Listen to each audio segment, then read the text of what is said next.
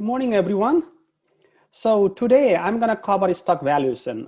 Can you see this Excel file here? All right. So the plan today is I'm going to a little bit explain what is the stock valuation, what we are looking for, and then I'll do a couple of stock valuation models so that you can understand how to find stock price. So basically, stock represents the ownership in a company, right? So let's say you hold 100 shares of IBM. That means you are holding shares of IBM, or you own IBM, whatever percentage, the 100 shares out of total shares of outstanding. So how do you find stock price? It's a difficult question. But in finance, we use basically valuation models, and we have two broad valuation models. The first one is a dividend discount model, okay? And the second one is corporate valuation model. So the main difference between dividend model and corporate valuation models is the way you're gonna be using the cash flow to find the value of the stock or a company. In dividend discount model, so let me put two methods. Okay, the first one is, so we're going to use a dividend discount models, right? And then we're going to be using corporate valuation models.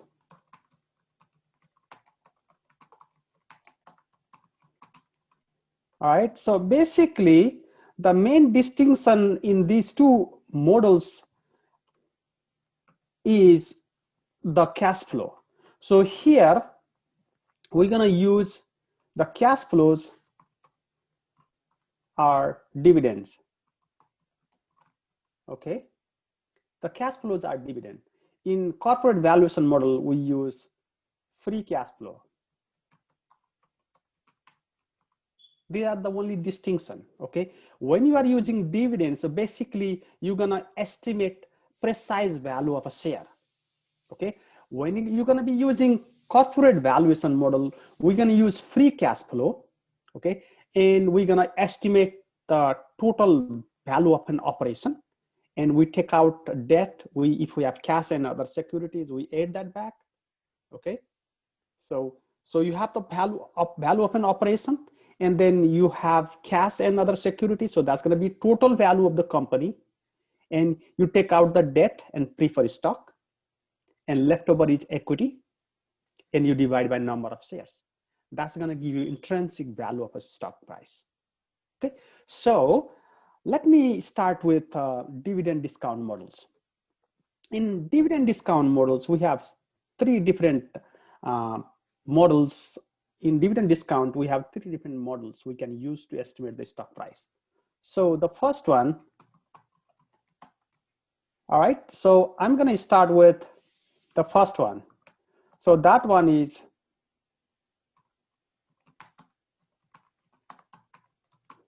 zero growth model. All right, in zero growth model, basically, let me write a problem here. ABC paid $, let's say $20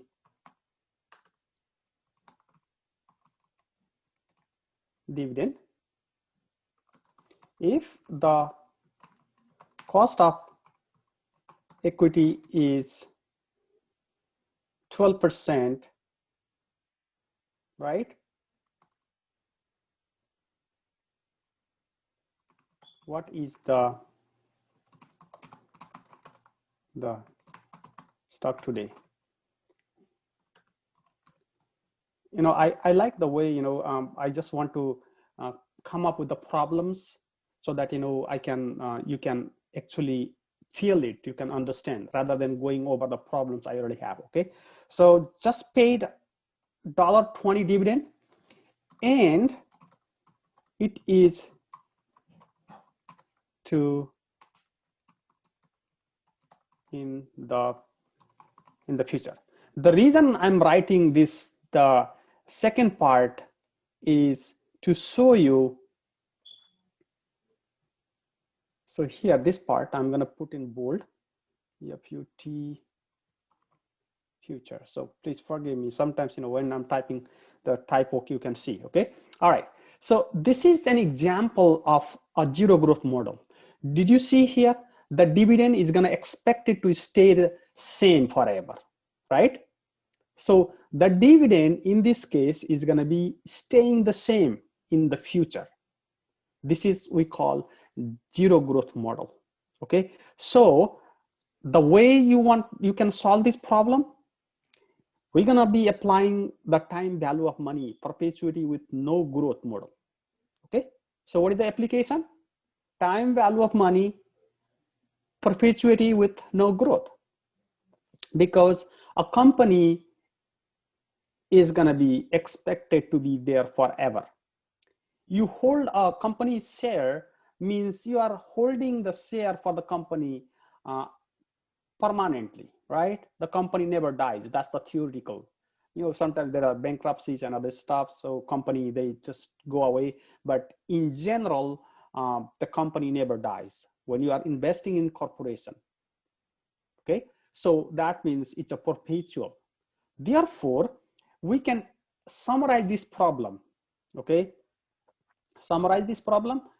Guys, I'm telling you this thing every single time. Learn to summarize. Okay, that's gonna make your life a lot easier. So summarize the problem.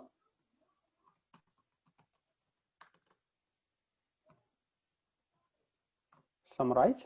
Okay, so we're gonna have time t. Everybody knows what a t means, right? What is t in this case? Anybody? What is the year? It's a perpetual, guys. I just explained. It's a perpetual. So what is my number in time value of money? 500. I want to use the standard number, big number. 500 years is perpetual, right? Pretty much. So then next thing I'm going to go is cost of capital, rate. What is the rate? What is the rate in this case? 12%. 12%. All right. And then what is the compounding? It doesn't say anything, right? So compounding is 1. All right. So we have T, we have rate, we have compounding, right? So let me put a little bit nicer format. So we summarize the first step. The second step is whether you want to use a formula or you want to use 5 keys. It's your choice. We can change this information to the 5 keys we can use in Excel or financial calculator. So I like to use the 5 keys. So I'm gonna put this one is N. You can do whatever way you want. You can put NPER. You can put rate, and you can put PV, PMT, future value. Remember what I said in time value of money. If you have a perpetuity, if you have lump sum cash flow, and if you have annuity problem, we can use 5 keys. Everybody remembers that? In time value of money, we learned that if you have 3 types of cash flows, what are those 3 cash flows? Those are, let me write down this one here before even I use this one. All right, probably it's easier for you to remember. Note, if we have perpetuity, lump sum,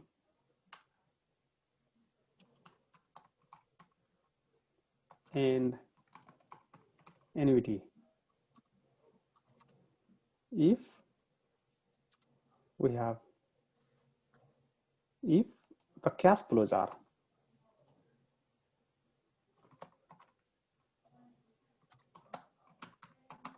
are perpetual, lump sum, and annual.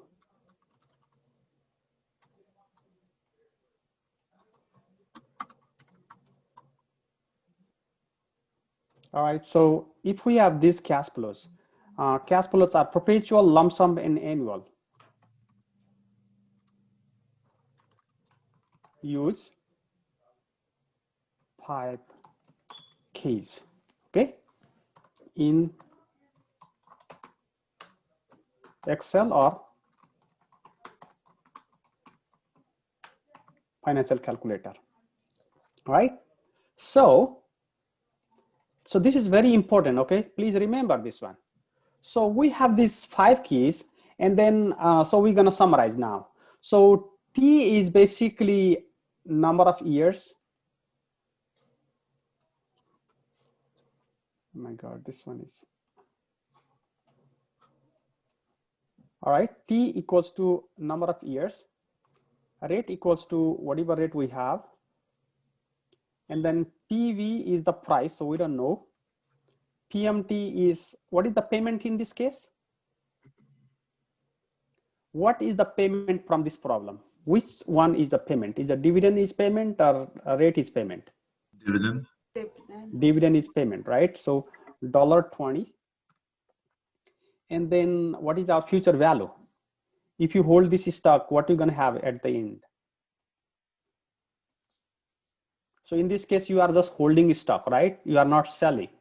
The problem doesn't say that you're going to sell this stock in like $1,000 in 500 years from now. It doesn't say anything. So we're going to put that information equals to 0.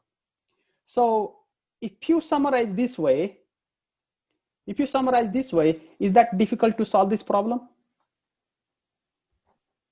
No. If you understand how to summarize this problem, so what is your solution? What is your solution? Okay, you summarize the problem exactly in the 5 keys. Now, what could be your solution? Price. Stock price is, we can calculate over here. Okay, anybody remembers? What do I do first now? And you find the present value. Okay, so I type equal, right? And I type PV keyword and parenthesis, and I'm going to select the rate.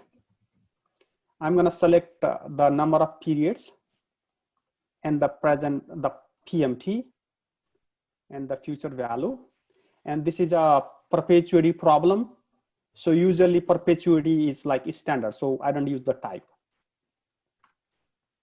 Okay, so what is the price of the stock? $10. $10. Does anybody have any question on this one? Yeah. Why did we use 500 as the time? That's a good question. So this is a perpetuity problem. So you are not in my time value of money class, right? So when you have a perpetuity problem, you want to use long time. Perpetual means long time period, right? That is the reason I'm using bigger number. So probably, you know, I don't know the standard like exact number from where it starts from, but I just to be safe, I can use a bigger number. I can use 1,000.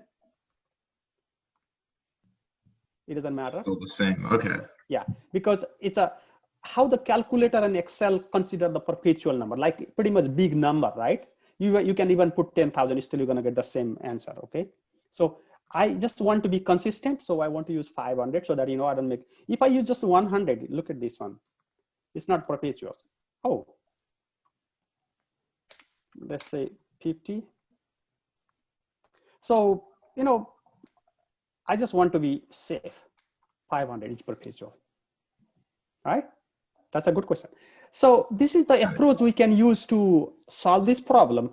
If you want to use formula, solution using, so actually stock price, so P, I call P0, which is price right now, okay, that equals, let me write down the formula. So price right now, that equals, all right, so here that equals dividend. So PMT1, I'm going to put PMT1, you divide by rate. Okay, PMT1 you divide by the rate. PMT1 means the payment, okay, the payment in the next period. Or in other words, you can put DIV. I want to summarize dividend as a DIV. Okay, so dividend 1 means your dividend in the first period. Okay, if you buy a stock right now, you're not going to receive your first dividend. So I always use dividend 1. That's a formula. Okay, so in this case, it doesn't matter because it's going to stay the same, $1.20. It's not going to increase more than that, right? It's going to stay $1.20. So using that formula, let's find out equal. So what is our dividend? $1.20, right? So equal $1.20, you divide by the rate. That's going to give you $10. Do you know why we have negative number over here and positive number over here? Anybody? Because we entered the PMT as a positive number. Yes. So once again. Is it because we put the PMT as a positive number? If we put it as a negative number, it would come out positive in the stock price? Let me tell you the different way, okay? In Excel and financial calculator, present value is always considered to be the cash outflow.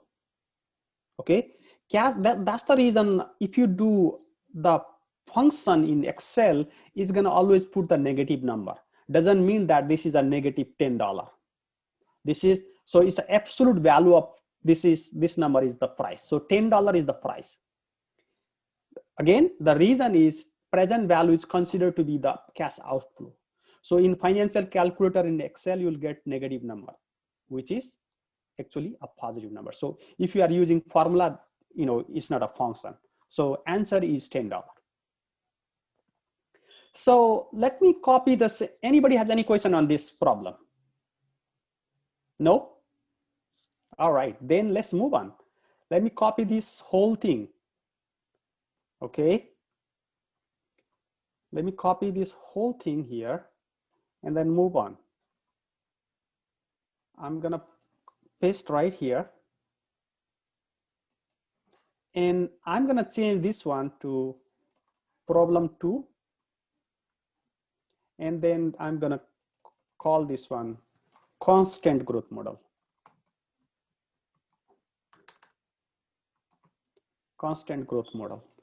And so ABC company just paid $1.20 dividend, and it is expected to increase,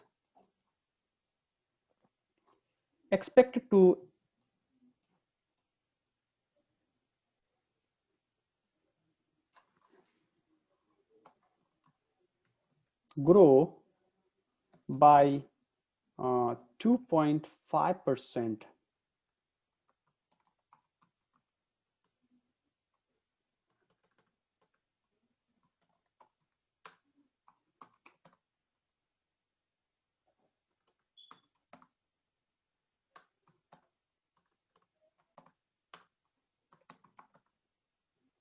annually.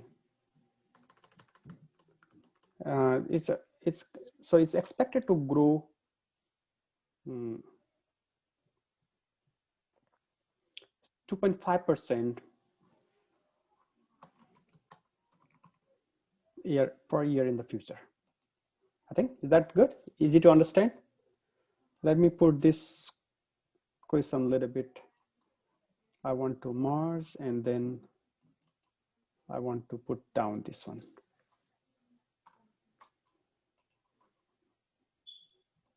Can you see this question clearly? Yeah. All right. So what is the difference between the first one and the second one? So this is the constant growth model, right? So in constant growth model, what happens is the dividend is going to be increasing constantly. So I'm going to summarize this problem right here. So T, we're going to use the same. The rate is still the same, but I'm gonna put here growth. Growth. What is the growth? What is the growth rate on this stock? 2.5%.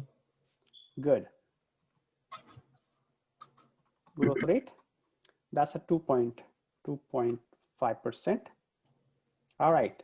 So here we need to make an adjustment to solve this problem. Still we're gonna be using 5 keys, right?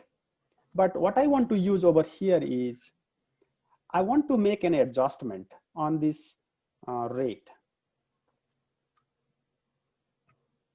Okay, so here growth, Control C, I'm gonna make here this one is growth adjusted rate. All right, if you adjust the growth rate, what is the rate is going to be changing by 2.5%, right? So what we do is we're going to do 12% minus 2.5%. This is growth adjusted rate. Okay, how do I get this one? I want to put here formula text so that you can see exactly what I did. And this is the growth adjusted rate of this problem.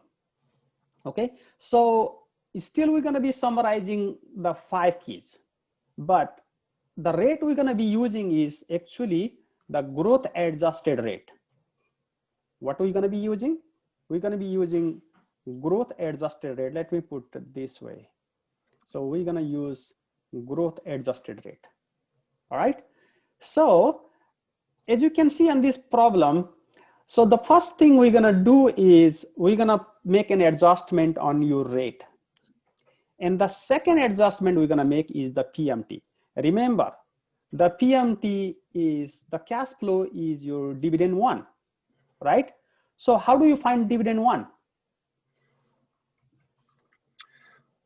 You're going to, I have it here. Yeah, go ahead. Multiply the, you're going to multiply the first dividend by the original growth rate and then put it over that adjusted growth rate. Good. That's a good response. All right, let's do that. Okay. So always the reason over here I didn't do was because it's same.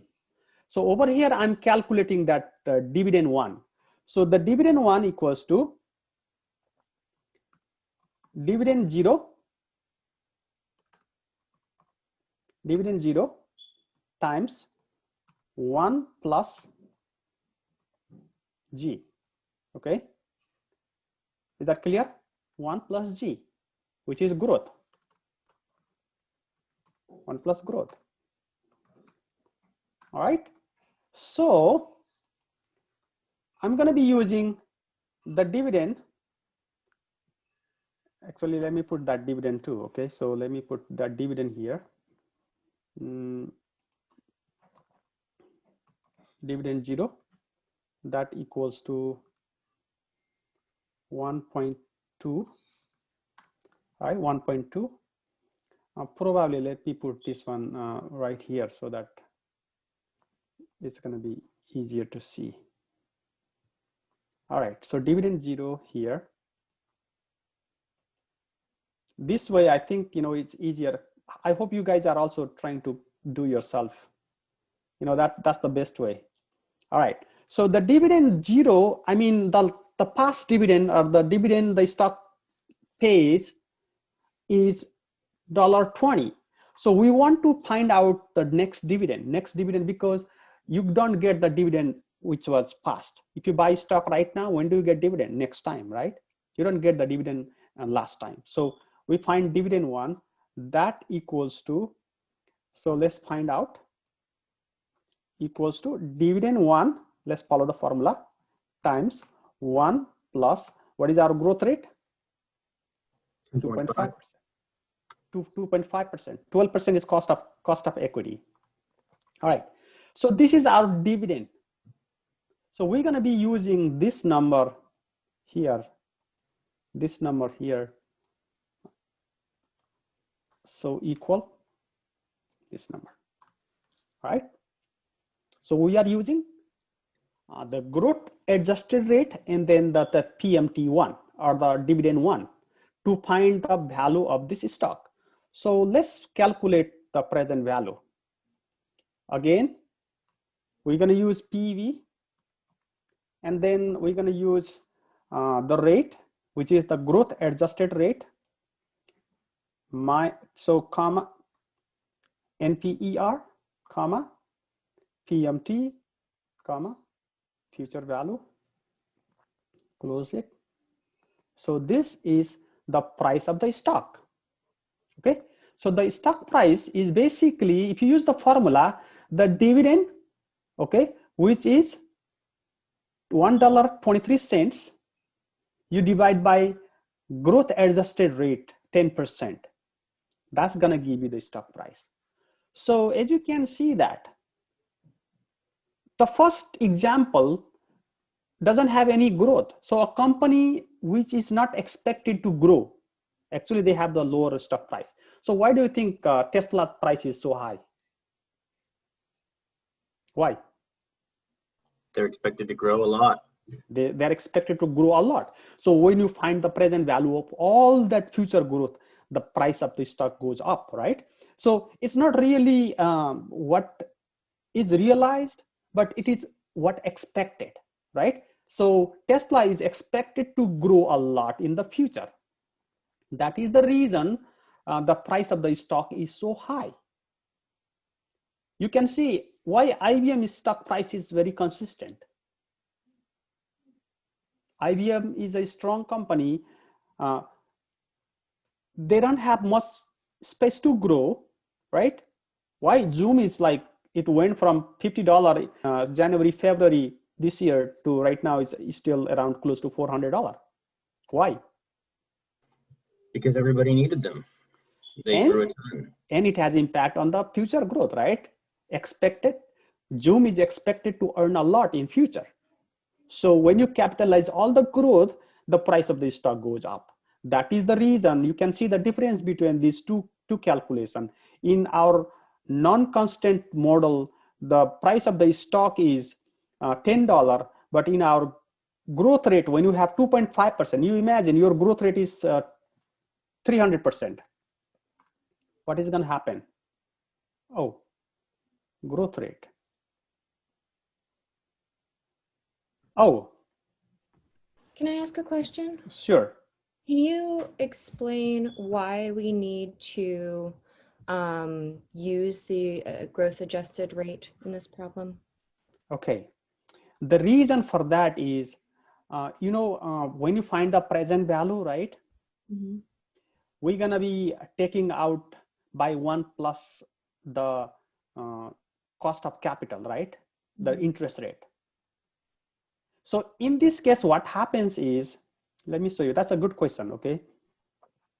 So it's a time 0. Let me start time 0, 1, and then 2.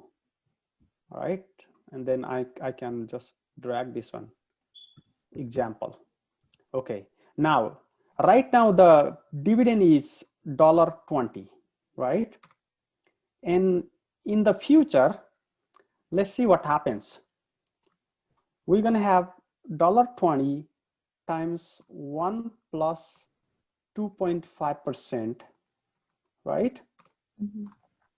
So as you can see that this one is keep on growing in the future, right? The cash flow, this is cash flow, dividend is cash flow. Cash flows is increasing, right? So when you find the present value, of all these things, let's say present value, right?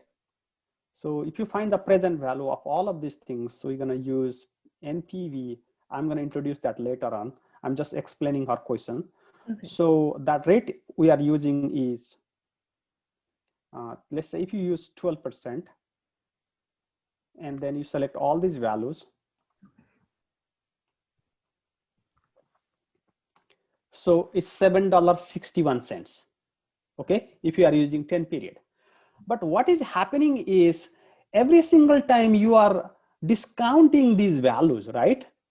So every single time you are discounting this value, we are using the constant growth model. So we are using only $23, right? You can see here, we are using how much? We are using this $23, because let me put back that 2.5%, so that is easier to explain. All right, so we are using $23 in this example. And as you can see, this is keep on growing in the future, right? So what is that growth? How do you adjust that growth? This growth actually we can adjust on the rate. That is the reason I'm adjusting my rate here, okay? Because I want to account for the growth on the payments, on the cash flow. Is that easy to understand? Is that clear? Why are we using D1 instead of D0? That's another good question. Look, if you are buying a stock, right? You buy stock today. Do you get the dividend the company paid last time? Or today? Or even tomorrow? Okay. You don't. There is a dividend schedule, okay? If you buy stock and then the company pays dividend, there is a dividend schedule, okay? They announce, and then you have to hold the stock on certain date, then only you can be qualified to get the dividend. So if a stock is paying dividend today or tomorrow, we're not gonna receive the dividend. So when you are evaluating the stock price, we are looking forward, looking the future. So you're gonna receive the dividend if you hold the stock, right? Therefore, we don't use the dividend which is past. Okay. Dividend one means it's a future dividend in one period. We are not using all of this dividend. The reason for that is actually it's easy to adjust the growth rate. If you are doing this one for 100 periods, okay? If you are doing this one for 100 periods, let me put this one here for long time. So I can answer your question. Okay. So let me go back to right here. And let me put this one is actually from here to Control Shift, and if you do a right key is going to take all the way down. As you can see here, I did the calculation, the dividend for a long time, right? I don't know how many period I did, but I kept on doing for a long time. Then I didn't use growth adjusted rate. Did you see? I used 12%. So if you do like manually all this long time period, then you don't need to make an adjustment. But I don't want to do all this work. This is not required, right? So that is the reason I need to adjust that growth rate. Clear? So Sure. we adjust the growth rate in the second model, which is a constant growth model. The reason for that is we want to account for the future increase in the cash flow. Clear? I have a question. Sure. So could the growth rate ever be higher than the rate? Yeah, that's that would mess up constant. the. In reality, yes, it can be, right? In reality, that can be. But Yeah, of course. But we don't assume that. So if your growth rate is going to be, let's say, 20%, right? If your growth rate is 20%, and you can see probably this cost of capital for this stock is maybe 25%, because the cost of capital is like, you can see in the stock price, when the stock price, let me see this one. Let me draw this one. I think I understand. I was just wondering, because that would mess up the, you would have a negative number in the denominator, which obviously you don't do. Yeah, so that's one of the constraint we can put is, so this is actually the rate is always higher than the growth rate, right? So when you are doing this calculation, we have to make that constraint. But in reality, the growth rate could be a lot higher. So for example, the cash flow from Tesla has gone so much higher. Maybe the cost of capital for Tesla is around 30-35%. You know how to find cost of capital. In finance, we find the cost of capital. Cost of capital is one of the function is like the risk. If the company is, the price is going up and down abruptly, what happens is the growth, the cost of capital of this company is going to be high too. So when you have the high cost of capital, just for this example, we assume that the growth rate cannot be higher than the cost of capital. This is the cost of capital, cost of equity. Good question. All right. If you have no question on the second model, let's copy this one and then let's go to the third one. Up to first and second model, we can just use the formula. If you are not comfortable with all of these things, actually you just use the formula, you find dividend one and you divide by the growth adjusted rate. So this one is actually here, I'm gonna put its rate, so which is R minus G, okay? R minus G. So that's the formula for the second model. So we use basically R minus G is the growth adjusted rate. So here you are seeing 10% because we don't have like 2 decimals. So here we are using this number here to find out the price of the stock, okay, using formula. I have one more question. Sure. So conceptually, what we're seeing is that if your growth rate's higher, it's going to reduce the cost of getting money now, which is what, like, it's reducing that rate, which is going to make it so that you can, it's worth more right now. Like, obviously, if you had 1% as your rate, you'd have a way higher present value. Well, let me put this way. Actually, that's not true, because growth rate high doesn't mean that your cost of capital goes down, okay? So growth rate high means, I give you an example, right? I just gave you an example. As you can see that if you are, this is the growth, this is the dividend one, right? If you want to find dividend two, what's gonna happen is you're gonna do raise to 2, right? You see, $1.26, right? This is the second dividend. So you can keep on doing that. So let's say if you want to find out dividend for 100 period, this is what's gonna happen. Your dividend is gonna be $14 that time, okay? So what is gonna happen is we need to address that. If the growth rate in the dividend is high, right, that's gonna actually cancel out the cost of capital. Let's say the cost of capital is 20%, right? Cost of capital is 20%, and this is keep on growing. Let's say this one is in 20 period. Let's say 20 period. But it's just going to grow much slower. Yeah, and in the future it's gonna grow much slower. But always we're gonna make that adjustment. Yeah, I understand. I'm just saying, you know, so we can, you know. So basically, if you were to go the other way with the ratio, it would grow much faster then, obviously. Yes, it does. And it's just, I'm just trying to think of how you would think of that So as the growth rate. probably in the third one, you know, I'm gonna answer your question, okay?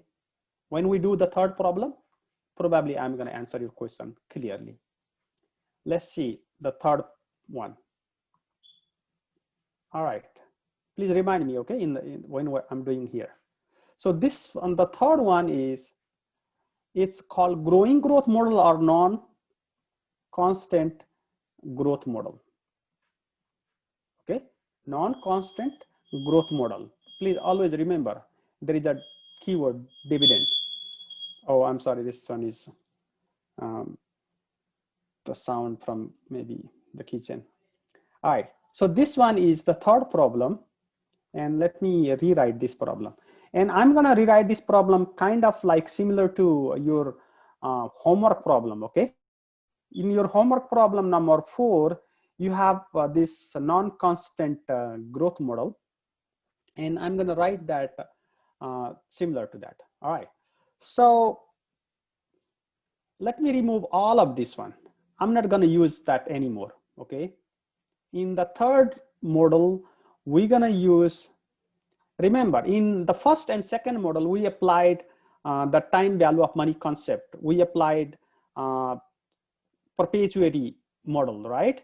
In the third model, which is non-constant growth model, right? We're going to apply non-constant cash flows in time value of money, which is we have different cash flows in each year. So in this problem, basically we have non-constant growth. Okay, as you can see in this problem. So the dividend is growing in different rate per year. We can make this problem more complicated, but I just did like couple of years. In your homework problem, you're going to have only 2 years non-constant, and the third year is going to be constant. So let me summarize this problem. This is applying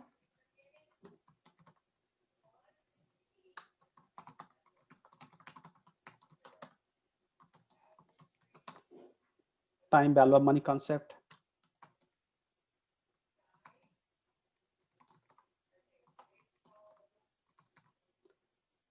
non-constant cash flow. All right. So in this one, we're going to use cash flow worksheet. All right. So let me start with the dividend 0, and then time. So I'm going to call cash flows. All right. If you want to call dividends, I want to call cash flows. Cash flows. All right. So cash flows. So let's summarize this problem. Okay. Again, summarize. Okay. So what is our first dividend? The dividend 0. Anyone? 120. 1.20, right? All right. So this is time 0 means now. Everybody is clear? Time 0 means what? Today, now. Now. Okay. So let me put this timeline. I'm going to extend this timeline to, let's say 10. Okay. All right. So this is the critical part, guys. And then I'm going to put the growth rate. If you can set up a problem like this, you're going to find so much easier. All right. So what is the growth rate over here? Anybody can tell me, please? 25% for the first two. 25% for the first two. So I'm going to copy that information. And then 15. the third year, right? Read the problem carefully. 15%. Yeah. And then what? 10%. 10%. 2.6. And then 2.6, right? 2.6%. All right, let me see. It says, let's count the year. First 2 years, and then the third year, and the fourth year, 10%. And after that, it's a constant forever, right? So I'm going to stop right there. A lot of time people have problem. Where do you exactly stop? Okay. In the example, it says 25.5% for the first 2 years. Sure. Is that going to be relevant? I just want to extend this 25.5. Thank you. 25.5%. So let me copy this one here. All right. Thank you very much. All right. Is it clear now? How do you summarize this problem? You're going to stop. Where do you stop? You're going to stop when the dividend is constant. Stop the timeline when the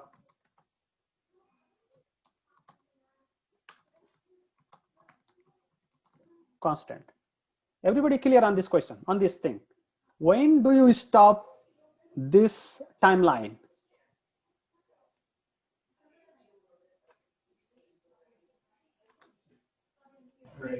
You stop it when the growth becomes constant. Exactly. Okay. So this problem we actually solve from the backward. Okay. So let me plug the number over here. What is our dividend one? Anyone? Dividend It's one? going to be $1.20 times one plus 25.5%. Exactly. So $1.20 times 1 plus the growth rate, the first one, right? Mm-hmm. I'm going to close the parenthesis. Okay. So this is my dividend one. Look at that. It's 1.506. That's the dividend one. So what is our second dividend?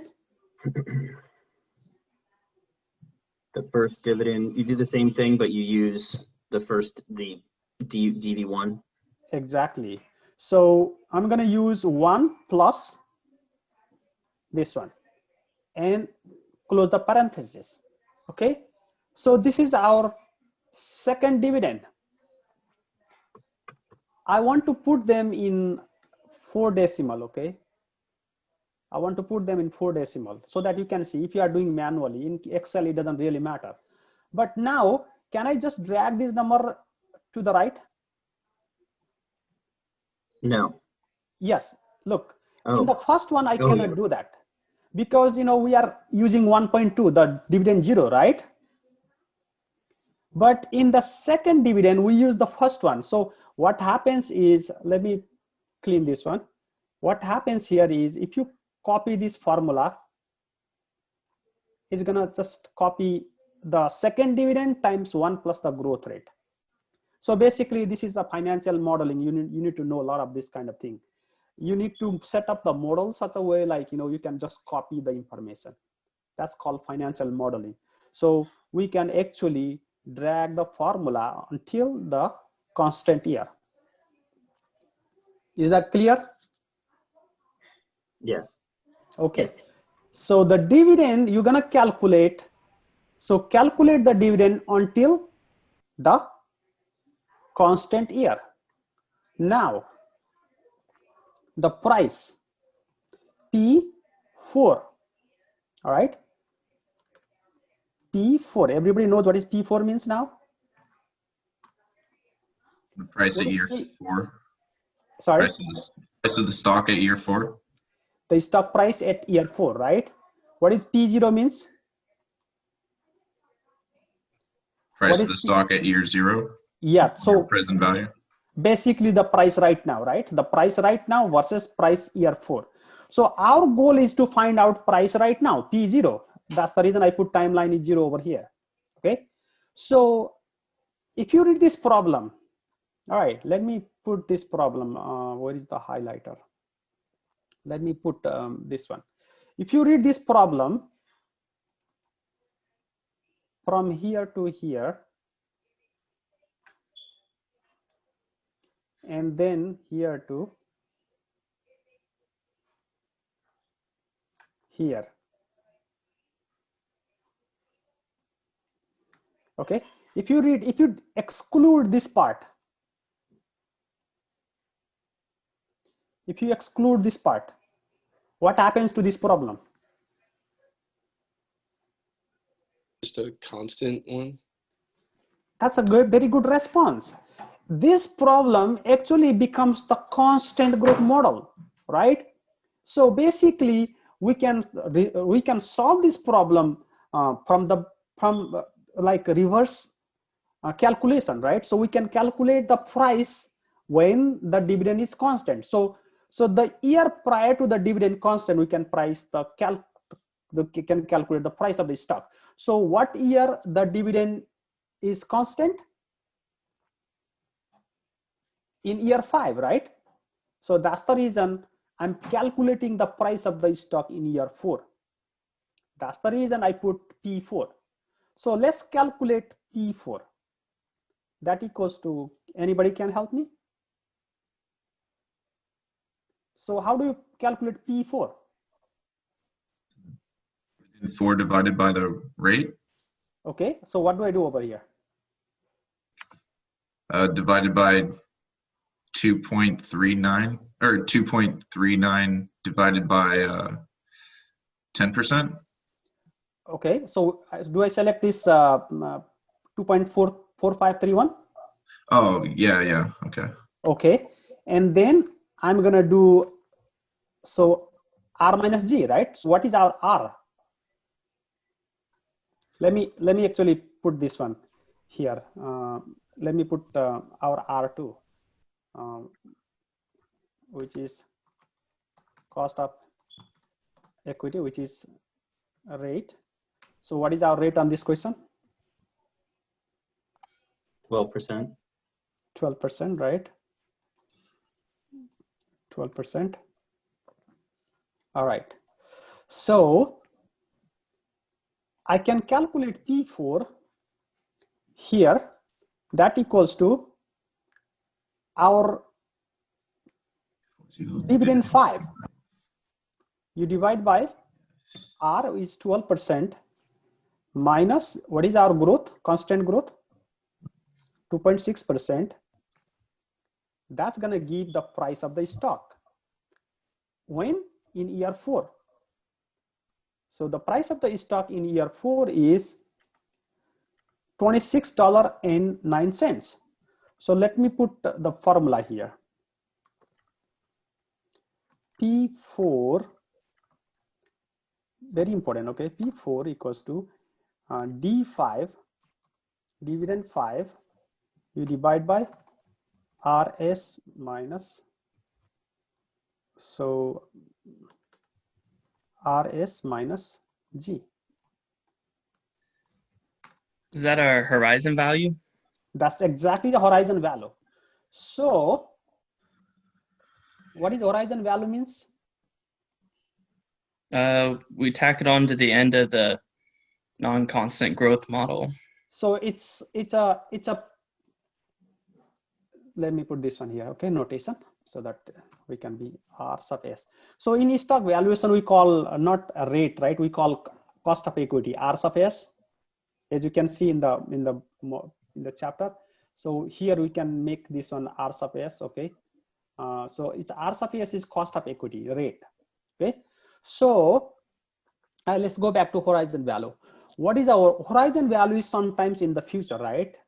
So year 4 is horizon from here now. It's a terminal value, also called terminal value. It's horizon value. This is also called horizon value.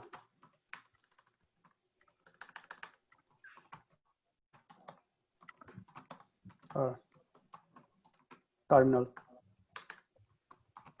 value. In other words, if you are selling the stock in year 4, this is what's going to be your price. If everything else remains constant and you are selling the stock in year 4, this is what you're going to receive, right? But what is our goal?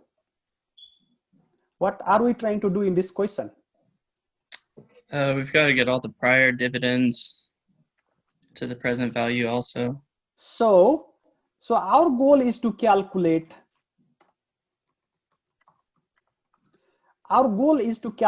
the price of the stock right now, right? Right. So we're gonna consider all the future cash flows. I'm setting up the model here. So I'm gonna drag this one until the year here. Why don't I go to year 5? Anyone has response to that question? That's when like the horizon part starts? Because this is already considering all the value in the future, right? So the price in the stock year 4, that is calculated using all future dividend. This dividend could be like 400 years, right? So this one captures the price of the stock in the future. Therefore, we don't take this one. This one actually already considers this the next dividend. Therefore, these are our cash flows. Our cash flow 1, cash flow 2, cash flow 3, cash flow 4. So cash flow, the reason I'm calling the dividend over here, not the dividend over here, is because these are the dividends, but the fourth year here we have dividend plus the price of the stock. Therefore, I like to use the term cash flows, because the cash flows from the stocks, which could be dividend, which could be stock price in the future. Okay, so now we have nicely summarized this problem. Okay, nicely summarize this problem. So let's find the stock price.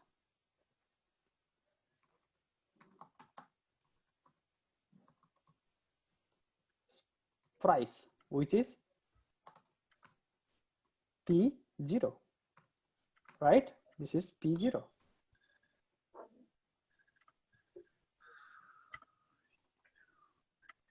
P0. How do we do that? Okay, how do we find that? I'm gonna find stock price right here. This is the time 0. So what do? You use the net present value function. Thank you very much. That's exactly what we're gonna be using. So in time value of money, we have perpetuity. We have perpetual cash flow. We have lump sum, and we have annuity. What we use? We use 5 keys.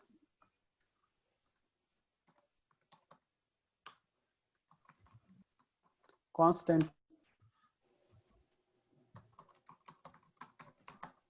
cash flows,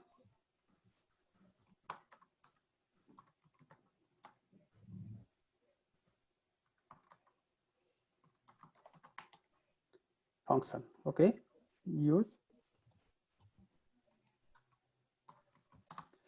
5. So if you have perpetuity, lump sum, and annuity, use 5 keys. If you have this uneven or non-constant cash flows, use NPV function. Okay, so let's use NPV function. NPV, I'm going to use the rate. So what does that rate mean here? What is this rate? Is that your 12%? Thank you. It's a 12%. And what are the values? So you can see here, it tells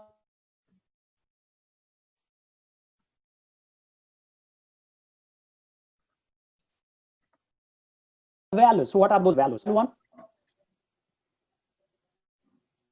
The cash flow values. So yeah, the first, right? Okay. When you are using NPV to put comma, okay, you can select all the values. Did you see I select all the values and I close the parenthesis and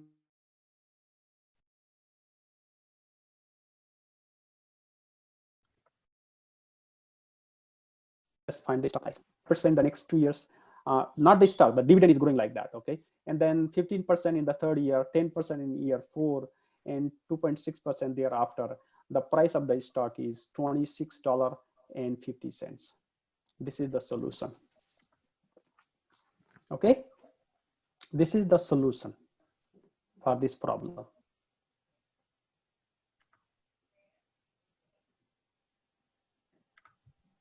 Is that all right? Anybody has any question? Did you understand this calculation?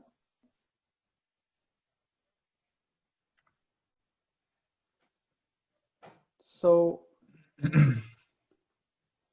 this one is solution. So everything over here is I'm summarizing the problem. If I understand the problem correctly, I can just use those cash flows and find the present value. And there is no formula. If you want to use formula, you have to do manually find the present value of each of them, and then you add them together. So there is no formula for this one. You can use individual formula and find the present value and sum them up, and you get that number. Any questions so far on this question? I just wanted to point out, Professor, in the book, they're not teaching us the 5 keys for the calculator. They're Mhm. just giving us the formulas so to do it manually. So it's a little more time consuming going through the book and trying to figure out this stuff than learning the NPV. That's going to be a great tool. Yeah, I did the chapter 7 homework manually. Mhm. Okay, Yeah, same. that's a very good. most of it, at least, like the adding up the PVIF and stuff. Yeah, so basically, you guys are absolutely right. And the reason textbook actually have the different approach. The textbook here, basically, this textbook is designed for, like, if you are taking CFA exam, right? We can do exactly the same thing in financial calculator without stopping. We can use, you have this TIBA2 plus financial calculator. Yeah. Without writing anything, we can solve all this problem. Do you know that? Yeah, I saw you demonstrating that just a minute ago. That's pretty handy. Yeah, so if you look my video, I have shown this one exactly same thing without writing even a single word.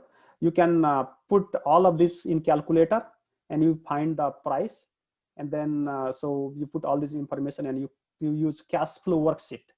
In Excel also, we are using cash flow worksheet. In financial calculator also, we are using cash flow worksheet. But over here, we can see all this model here, right? Financial model to find the stock price. So next question, if you have, let's say, the dividend, if you change this question a little bit different, right? Let me change this question a little bit different. And I want you to help me on that, okay? So problem 4, and I'm not gonna put this one coloring here. Now you understand. So I'm gonna go, everything is automatic. All right, so, and then also I'm not gonna use bold.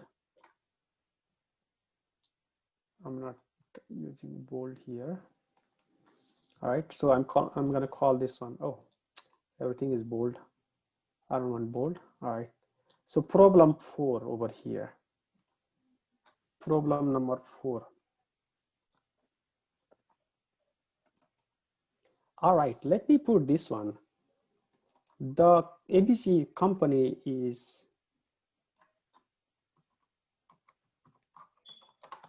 to pay. All right, so I changed this problem. Just this one. How do I solve this problem now? Did you see? I just changed the problem from problem number 3 to problem number 4. So how do you solve this problem?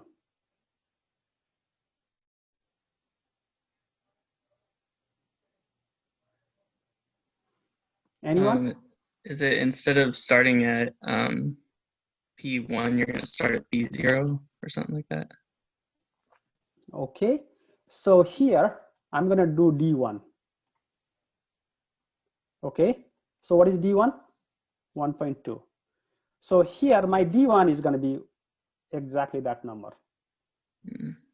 This is the only thing I'm gonna do. Did you see what I did? So I'm gonna start with the D1. So D1, and then D2 is, so basically this one, the first one is actually that 25% is already included on that $1.20. All right. So the dividend is expected to be $1.20 in the first year, the next one. So it is expected to grow 25% in the next 2 years. Okay. The company, so if everything else is the same, right? So in the first 2 years is going to be 25%. So which is this one, $1.20 is already included in the 25%. So I'm not going to consider that. I just copy that number. This is the only thing I'm going to make change. All right, the second change, let's say the second change, if I say the dividend is gonna be expected to grow on this, and then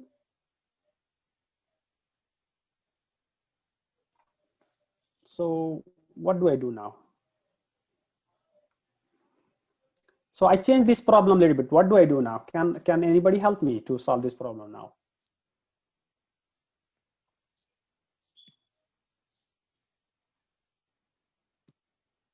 So start with your cost of equity, your dividend, and your growth rate. So, and the timeline, okay? So your growth rate is in year 1 and year 2 is gonna be 25%. And what is your third dividend? 2.6%. So it's gonna be, so let me clean this one here. It's gonna be 2.6%. So depending on what you are asked, you know, you have to change this template. All right, now let's count the time. Time 1, time 2, time 3. We don't have this time, right? So let me remove that lines from there. So I'm gonna stop when the dividend gets constant. So this is the year the dividend is getting constant, right? So I'm gonna stop right here. So I'm gonna calculate my D1, 1 plus the growth rate, and then I'm gonna be calculating my D2, dividend 2, and I'm gonna be calculating my dividend 3. All right, now what do I do to solve this problem? I have to find this price, right? But when do I find the price? I need your help on that. Once the cash flow becomes constant? So I'm gonna calculate the price just the year before the cash flow gets constant, right? That's what you mean? Yeah, that's what I meant. Sorry. That's fine. So I'm gonna do like P2 in this case, because this is where the price, this is the third year the dividend gets constant, right? So I'm gonna calculate the price in year 2. So here I'm gonna calculate the price in year 2, which is equals to the dividend in year 3. So as you can see on this formula, look, 2 is corresponding to 3, right?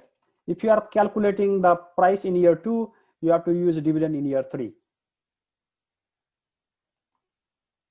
All right, that equals to, how do I do that? Can anybody help me? So I'm calculating price in year 2. P2 equals to your dividend in year 3, you divide by RS minus G, which is RS is 12%, minus growth rate is the constant growth, 2.6%, and this is the price of the stock. So if you are calculating the stock price in year 2 is going to be $20.62, 63 cents. Okay. Hey, So, Professor, sorry, can you show that formula again for the price value? There you go. Thank you. All right. So just like, you know, in our previous problem, we found P4. To find P4, we have to use dividend 5. To find the price in year 2, we're going to be using your dividend in year 3, and you divide by RS minus G. Okay. So let me put the formula over here.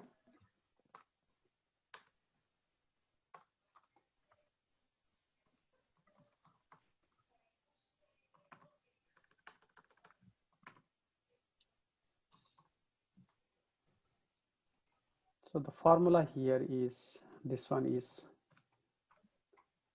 so did you see here? I use this dividend, which is $1.94. You divide by RS minus G, which I get here. So now my net cash flows are my first dividend, and in the year 2, I have second dividend plus the price of the stock using the constant growth model. So when you solve this problem, your NPV is like this. So one more time, equal NPV rate is cost of equity, comma, and value 1 to 2. We have only 2 values this time. We're gonna close the parenthesis. This is the stock price.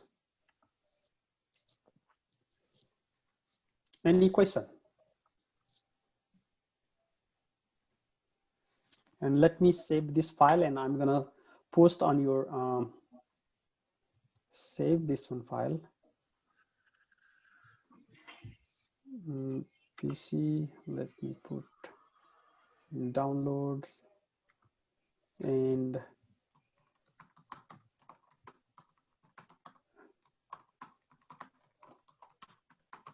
class examples. Okay, so I'm gonna upload this file so that you can see what I did.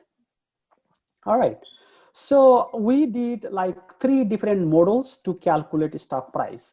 As you remember, if you don't have any question, I can just move forward and do the other one. Sorry, Professor, I'm getting a different number for the present value of year 2. I don't know what I'm doing now. Okay, so you It's the dividend divided by the RS minus G, the growth rate. yeah. So, oh, okay. I see what I did. So probably you are using year 2 dividend. Remember this formula here. It's a dividend 3, because dividend 3 is a constant growth model. If you use this one, and dividend 3 is a constant growth model. So P2 is actually you calculate using the constant growth model. All right. Any question? I'm glad you catch that. So we have 3 different models to find the stock price. So also we have this corporate valuation model, right? We have free cash flow. So if you look your homework 1, chapter 7 homework, you have that, you can see that free cash flow. So I want to solve something on free cash flow. Okay, so let me see here. Finding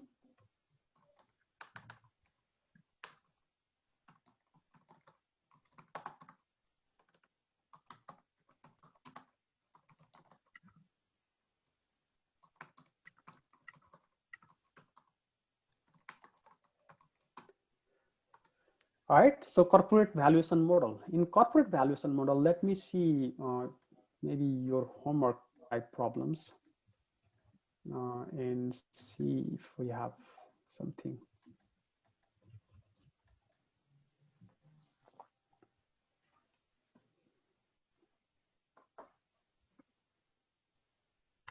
I think only the first one had us use the weighted average cost of capital, the free.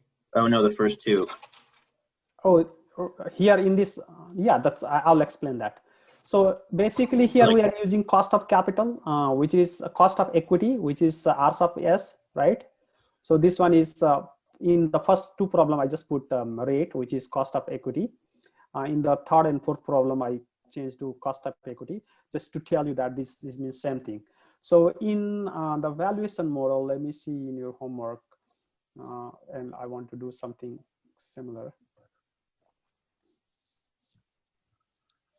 So you can see the word introduced new term, which is cost of capital, which you use in your 3BA 360.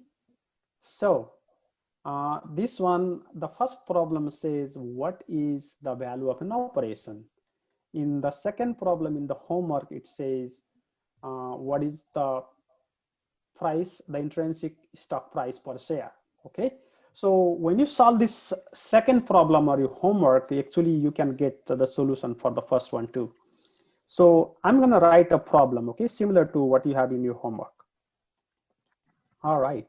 So I'm going to call this one is P5, because this is the 5th problem I'm solving in today's class.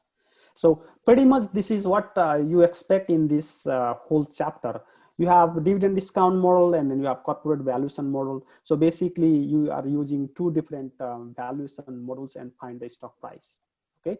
So in this problem, let me find out. Let me write down ABC Inc.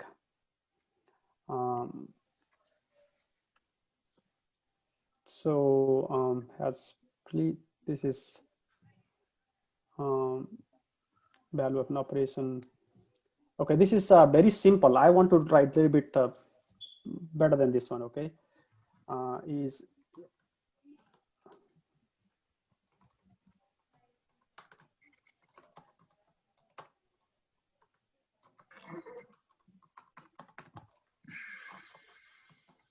ABC Inc. was 250 million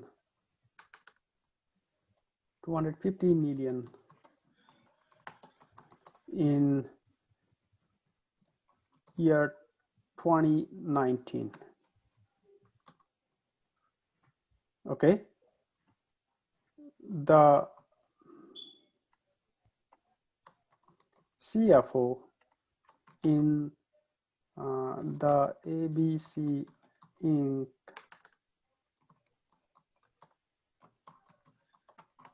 expects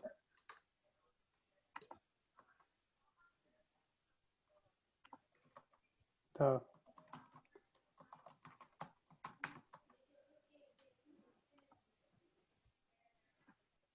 to be 260. So CFO expects the free cash flow will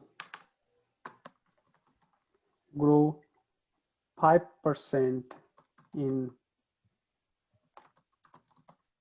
2020, 8% in year 2021,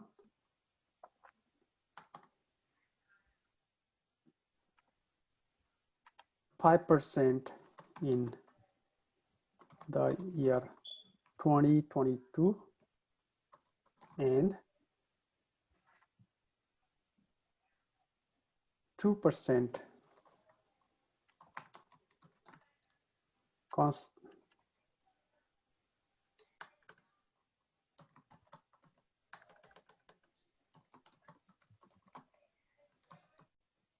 Okay, so the ABC Incorporation has 250 million free cash flow, okay, in year 2019. The CFO is expecting that is gonna grow 5% in the year 2020, 8% in the year 2021. Actually, let me put this different numbers, 6% in year 2022, and 2% constant thereafter. Okay, clear? All right, so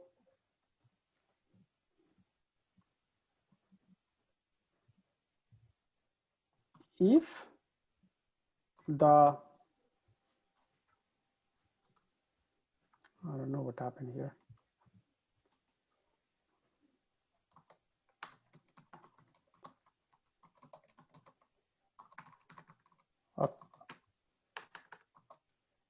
Okay.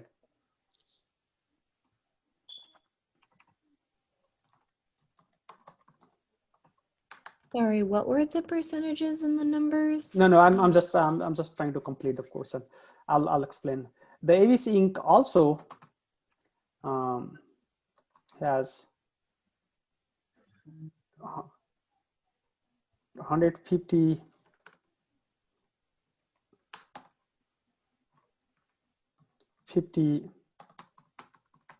million with debt and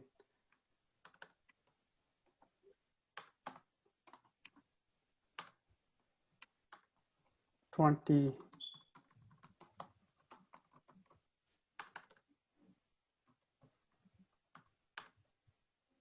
I don't know what is happening. Stocks.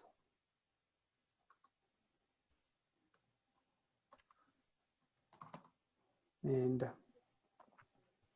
130 million. Let's put 40 million. I'll explain, okay, once.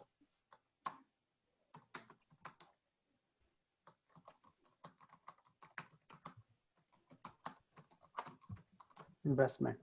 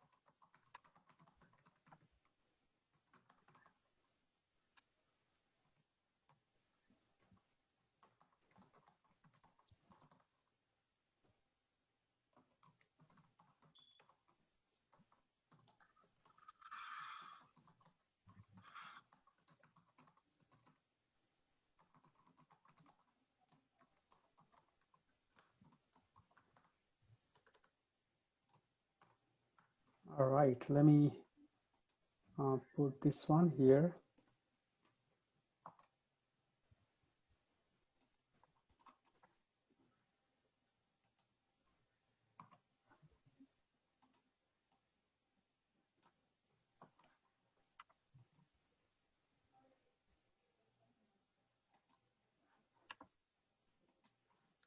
Just hold on a second, okay? I'm just trying to.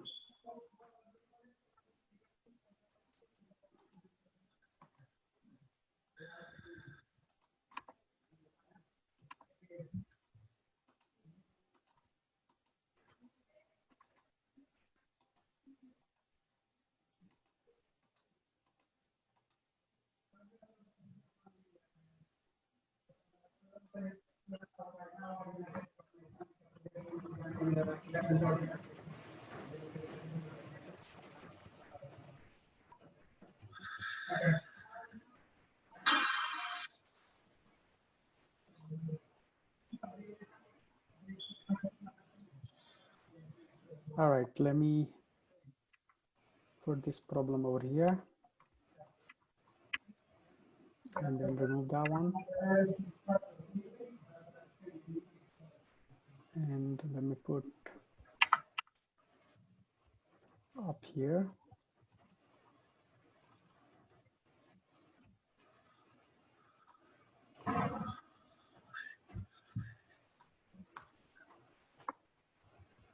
And merge right here. All right, I made a good problem here so that, you know, probably it can help you on different types of problem. Let's see. All right, I have not checked. I'll check your message later on. So, all right. Can you see this problem?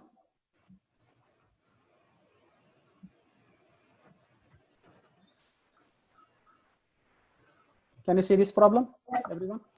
Yeah. All right. Don't worry, I'll send you the file, okay? So basically, let me explain the corporate valuation model. In corporate valuation model, what happens is, you know, we're going to be using the free cash flow. And free cash flows are basically the cash flows, they are available to the shareholder, okay? So when you have free cash flow, instead of dividends, we're going to use a little bit different methodology, okay? So basically, we're going to be just using the dividend discount model, but in different ways. So in this problem, the company had 250 million free cash flow in year 2019. So we are right now in 2020, and we are trying to estimate the stock price using the information given. So let me summarize this problem, okay? Summarize. So I'm gonna go cost of capital, which is WACC, that equals to, so let me see. So what is our cost of capital? Please tell me. What is the cost of capital in this problem? 14. 14%, right? All right.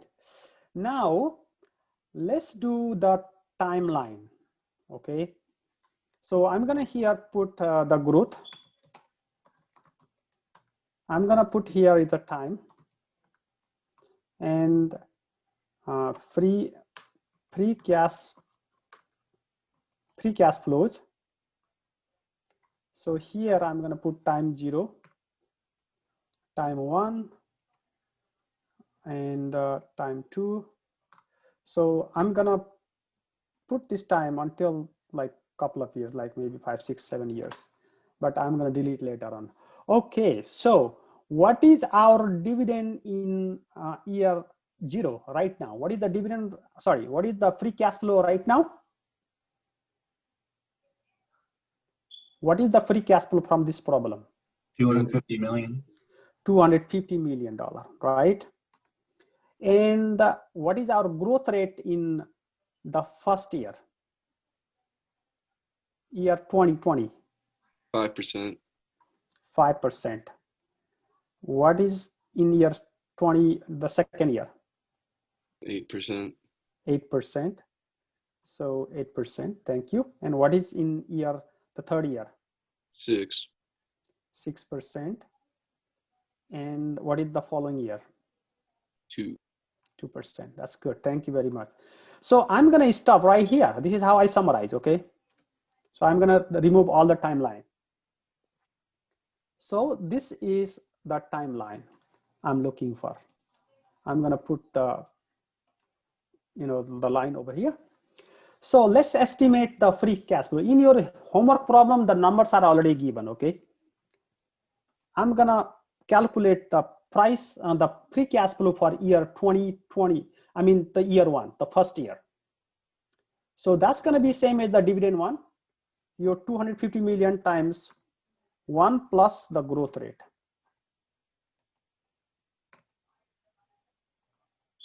Okay. This is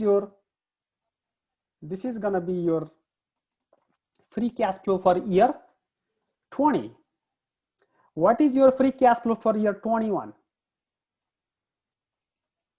You see, this is the previous year cash flow.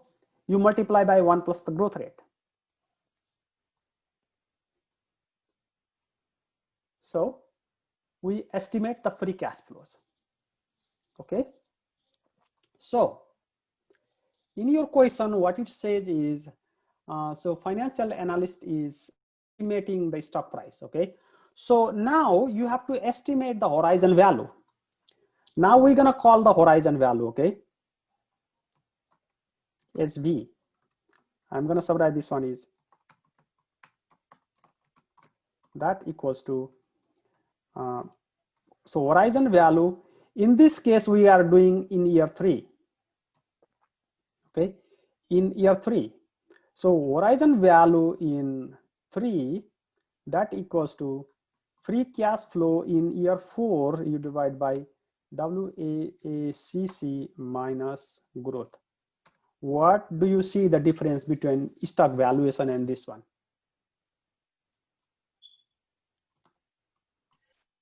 We're not using dividends. We are not, yeah. We are not using dividend, and we are using WACC, right? Not the cost of equity, because we are using the overall cost of capital for the company, right? So if you have any question, I'm gonna explain later. I have not checked your text message yet because I'm busy right now solving this one. So if you have any question, yeah, please ask me. You can talk. So we are estimating the stock price using the corporate valuation model. And here I'm right now estimating the horizon value of this company, which means the terminal value of this company. So basically it's the same analogy we're going to use like a stock valuation. In stock valuation, if you recall, we found P4, P2, things like that. So here we are estimating the horizon value in year 3. The reason for that is the free cash flow is constant after in year 4 and after that. Therefore, in year 3, we can find the horizon value. So let me plug the formula here. So this is the formula. So free cash flow in year 4, you divide by cost of capital, which is weighted average cost of capital, minus the growth rate. So this is my estimated horizon value. So remember, we are using only the future values, right, to estimate the price. So we are not using the free cash flow in the past. We are using the future free cash flows. And so in this case, we are using year 1, year 2, and year 3. In year 3, actually in year 4, it's a constant. Therefore, in year 3, we can find the value of the whole company. If you consider hundreds of years, this is the value. Okay, so let's find out the net free cash flow equals. So here, this plus nothing. So this is, I'm creating a model here. So this is, we are estimating net cash flows. So here, we're gonna find out value of an operation.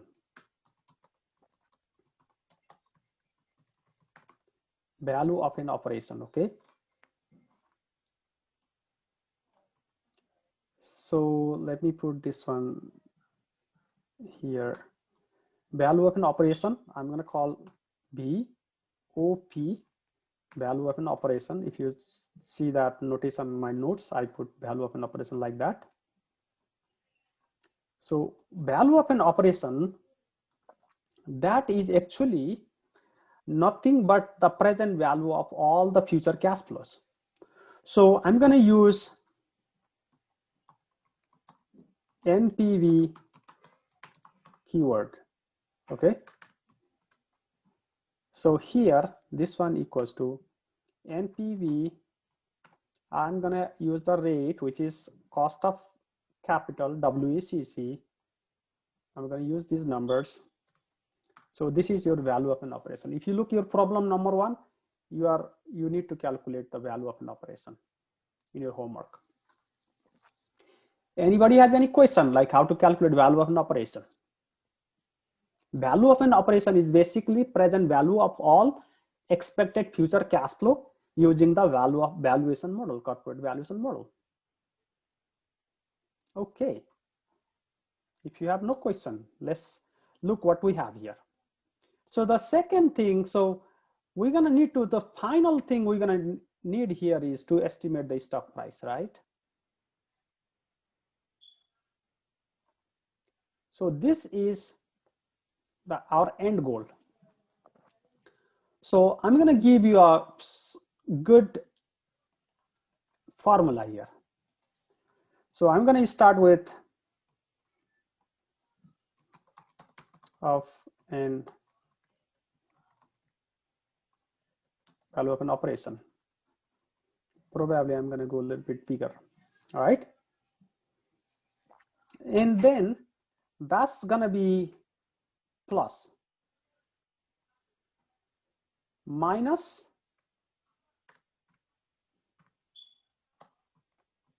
debt.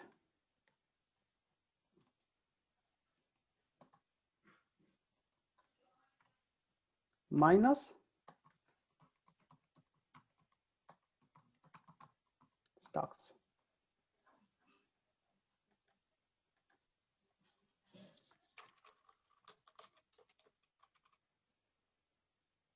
Preferred stock. That's gonna give you total value. Okay, that's gonna give you equal to total value. Okay, so this is gonna be total value of your company. What else I'll miss here? I'm gonna include one more thing here. So this one is plus cash and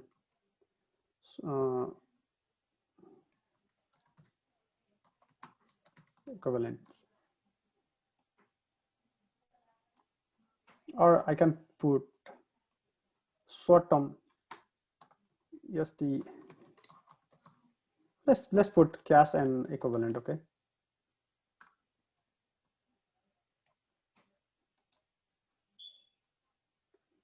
All right. What else we need?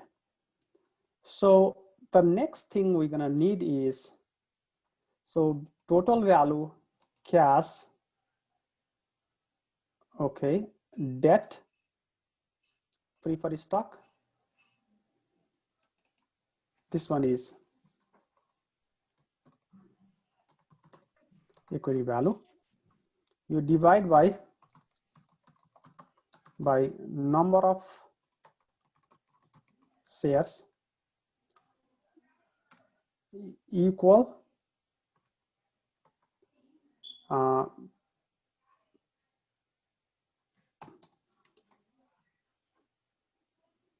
that equal to, Intrinsic. yeah, let me copy this one.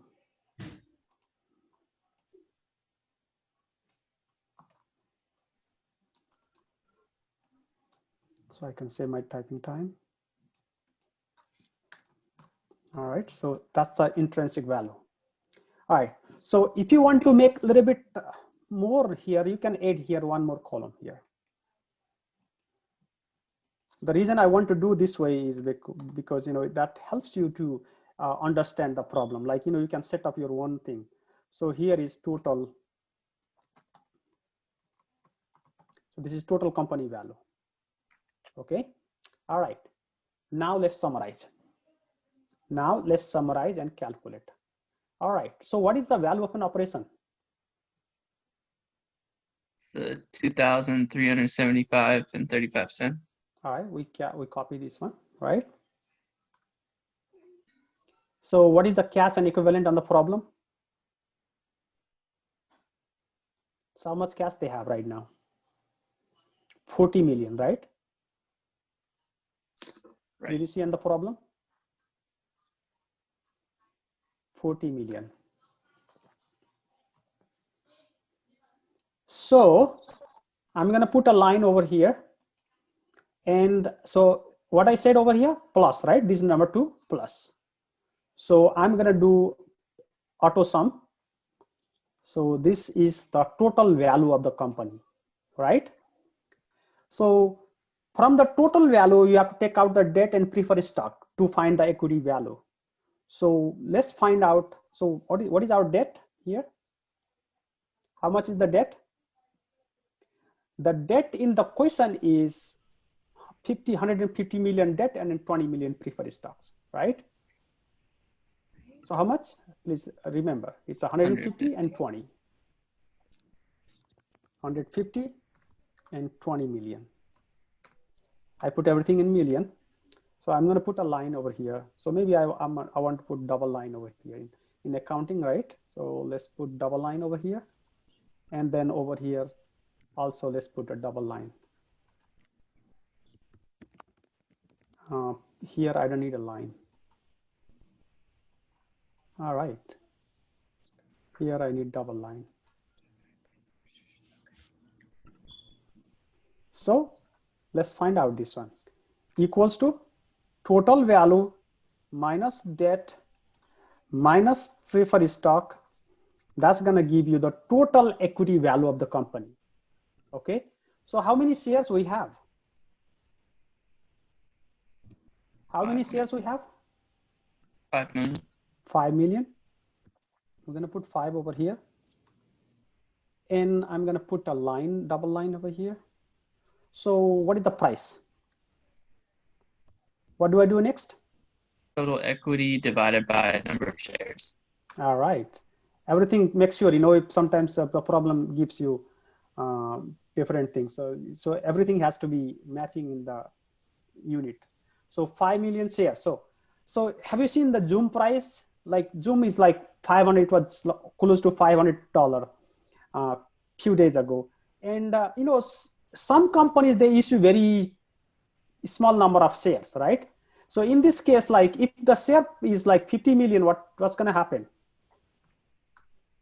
$44 only, right? So in stock valuation, what you see is, when a company is issuing new share, you see that the stock price goes down, right? Because it's we call dilution effect.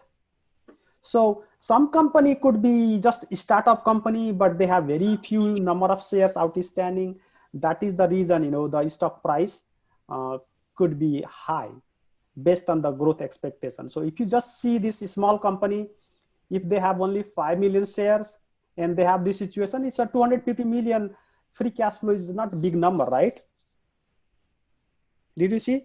I did the calculation for a small company, right? Please speak up, guys. Yes. So in the same problem, if this small company has a lot of shares issued, then what you can see is the price is not going to be this big. I just gave you an example. If they have 50 million shares, the price would be only $45 approximately. So, a lot of things are there. When you are looking at stock price, you can see free cash flow, you can see number of shares outstanding, and all of those things they have.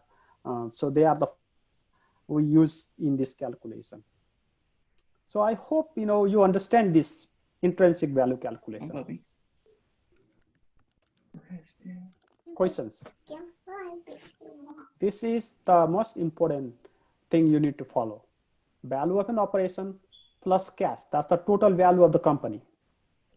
You take out the debt, take out the preferred stocks. That's the equity value.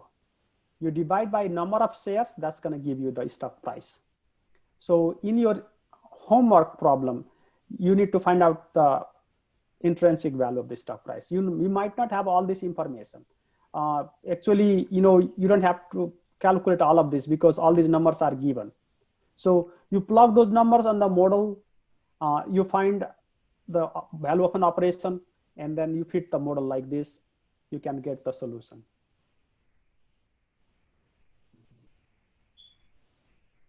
Any question? Let me check the text messages. No problem. Sorry, can you just hang on one quick second because my number does not match yours and I just want to make sure. So let's see.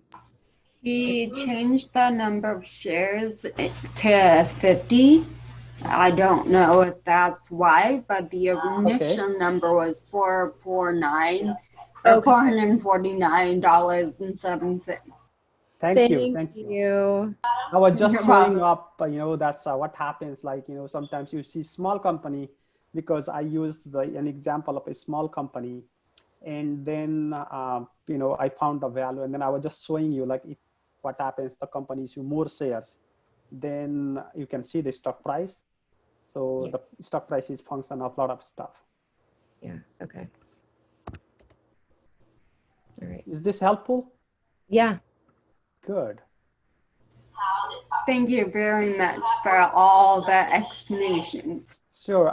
One question I have for you guys. Do you want me to solve, help you like, I write my original problem and solve it, or do you want me to come and explain already ready-made solution? I think what you did today was really helpful as far as like fully laying it out. I'm doing it with you on Excel. It makes it a little bit more. I totally agree. It was very helpful to have both examples. All right. So when I'm doing this method, because you have time to write yourself, right? So you are working and I'm working, so we can be in same page. So if I just go over something I already prepared, then it's not gonna help you that much because I'm just explaining, which I already explained in the videos.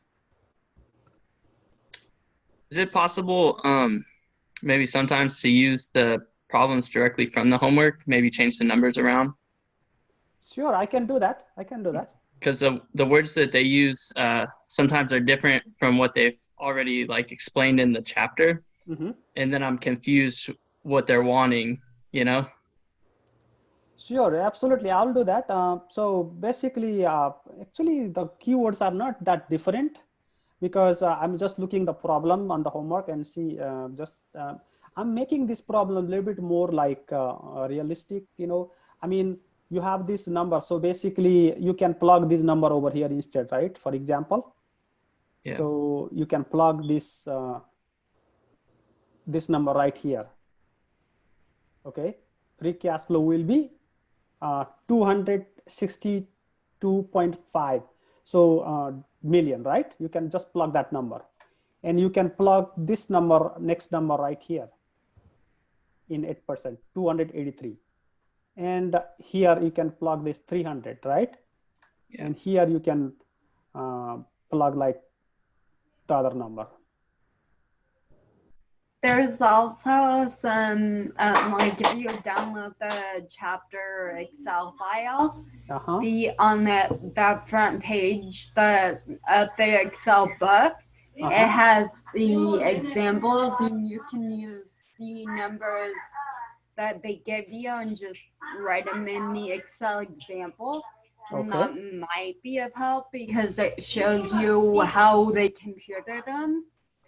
Yeah, absolutely. Those are already available to you. So if you go to your MindTap course, and then you download all these Excel model, and then you can use those templates. But it's better you prepare your one template like this, so that you can actually understand how to solve these problems. Thanks. All right. Any questions? Let me see your face. I had put all those. Let's see what happened to the video. All right, here. All right, now I can see you. All right. Tired? It's just my brain's been going for hours. I know. But it's okay. I've got a whole day to go. Sure, absolutely. Guys, be positive. I just, I mean, I heard that HSU, they are planning for spring semester too in online. So that's really. I saw that email. So probably, we need to do something like this. Maybe, I don't know. It's very hard to make the class mandatory. I'm just wondering because, this class, any class requires a lot of time because you have to go through the material. I can put the material, doesn't mean that people are accessing. I have seen a lot of people, very few people go over the resources because I can see who went to on what resources. Mm-hmm. I have maybe one request, and that is if you are the main teacher for the finance courses and we end up having you for the next semester, it might be nice to know ahead of time if we are going to have a mandatory class or something like this, just so I can plan it around my work schedule.